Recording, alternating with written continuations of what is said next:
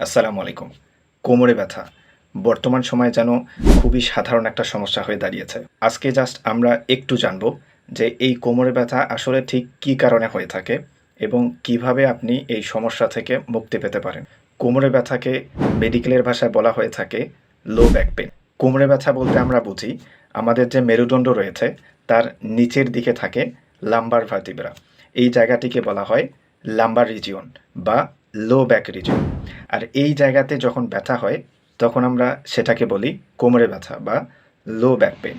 এখন আমরা জানব যে এই কোমরে ব্যথা আসলে ঠিক কী কারণে হয়। কোমরে ব্যথার সবচেয়ে সাধারণ একটি কারণ হচ্ছে আপনার ডেইলি অ্যাক্টিভিটিস, অর্থাৎ আপনার প্রতিদিনের কাজকর্ম।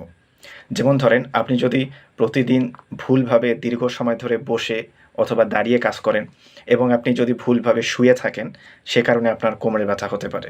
দ্বিতীয় সাধারণ কারণ হচ্ছে আপনি যদি হঠাৎ ভারী কোনো জিনিস তোলেন অথবা আপনি ভুলভাবে নড়াচড়া করেন, তাহলে আপনার লাম্বার রিজিয়নের মধ্যে যে পেশিগুলো রয়েছে সেগুলোতে টান পড়ে যায়, যাকে আমরা বলে থাকি মাসকুলার স্ট্রেন।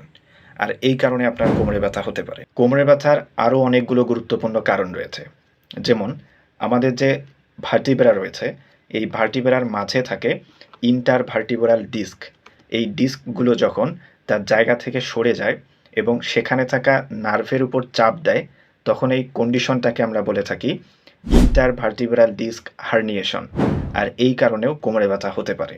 আবার বয়স বাড়ার সাথে সাথে এই ইন্টারভার্টিব্রাল ডিস্কগুলো ক্ষয় হতে থাকে, যাকে বলা হয় ডিজেনারেটিভ ডিস্ক ডিজিজ। এ কারণেও কোমরে ব্যথা হয়ে থাকে। আমাদের যে মেরুদণ্ড রয়েছে, এই মেরুদণ্ডের মধ্যে অনেকগুলো স্পাইনাল ক্যানেল থাকে।